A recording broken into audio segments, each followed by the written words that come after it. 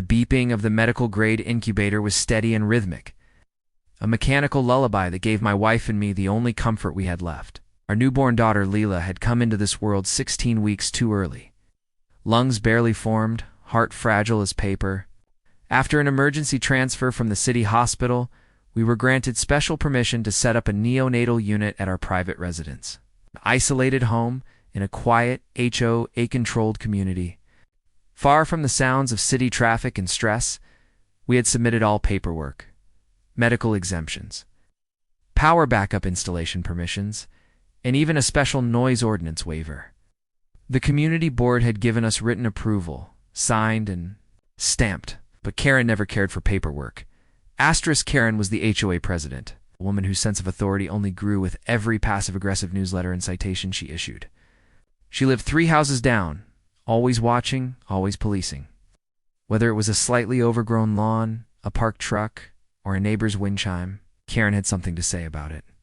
But it wasn't until she came knocking on a stormy Thursday afternoon that things took a turn for the unspeakable. My wife. Lena answered the door with Leela's oxygen monitor in one hand and her phone in the other. Karen stood there in her signature pastel cardigan and stormy glare. I warned you. About the generator, Karen snapped. That thing is loud. It's against HOA rules. Alina blinked, confused and exhausted. Karen, the generator is for Leela. We submitted all the documents. You signed off. I didn't realize it would be running 24/7. This isn't a hospital. It's a residential area. People pay good money to live in peace. Here. Alina was calm, but I could hear the edge in her voice. She needs it to live. Karen folded her arms, unmoved. I don't care what exceptions you think you've been granted. If you don't shut that thing off by tomorrow morning, I will file a formal HOA complaint and have the power cut. She left before either of us could reply. Alina collapsed into my arms as the door shut, shaking in disbelief. The next morning. It happened, the storm had knocked out the main power line sometime after midnight. Our backup generator, which had kicked in immediately, hummed low and steady until it did a sharp click. Silence. Then the beeping of Leela's incubator flatlined. I jolted awake. Alina was already sprinting down the hallway, screaming. For me, the incubator. It's off, she's not breathing. I rushed in, yanking open the circuit box. Dead. Backup power. Cut. I threw the emergency switch manually, rerouting to the second battery system I had secretly installed for emergencies. The incubator restarted, lights flickering to life. Leela coughed, her tiny chest rising. Alina sobbed with relief. I was already dialing the sheriff.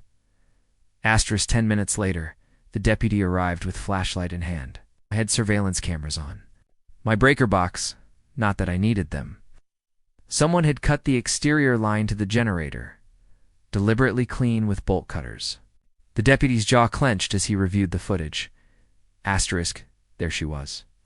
3:47 a.m., Karen, flashlight in hand, bolt cutters in the other, walking briskly in her pajamas, snipping the line like she was trimming her roses. She could have killed. Our baby, I said quietly, fury rising with every word. The deputy nodded. Sir, we'll take it from here. I'll need a copy of this footage. Of course, I replied, reaching for the external drive. I'll also be issuing a federal injunction. The deputy blinked. You can do that?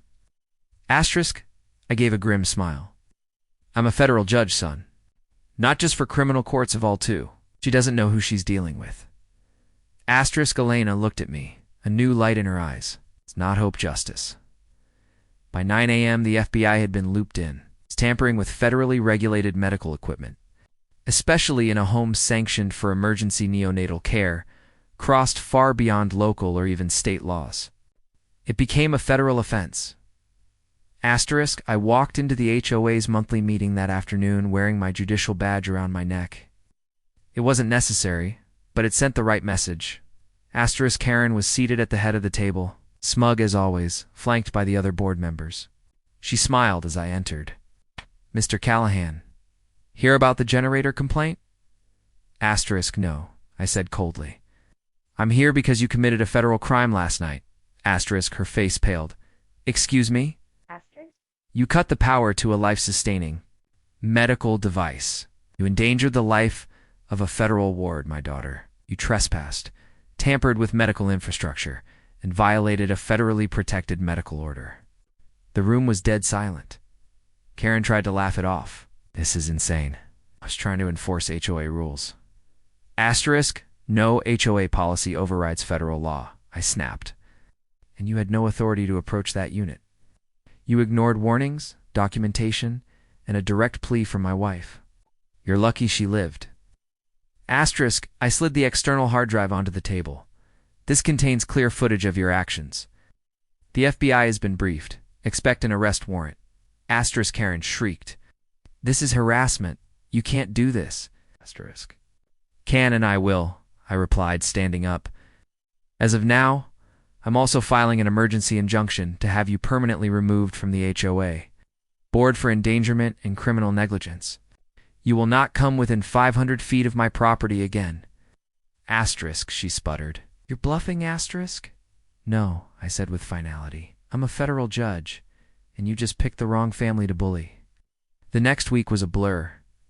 Asterisk Karen was arrested and charged with multiple felonies, including felony child endangerment, destruction of medical property, and trespassing. She pled not guilty, but the video evidence was airtight. Her attorney attempted to spin a story about noise complaints and mental distress.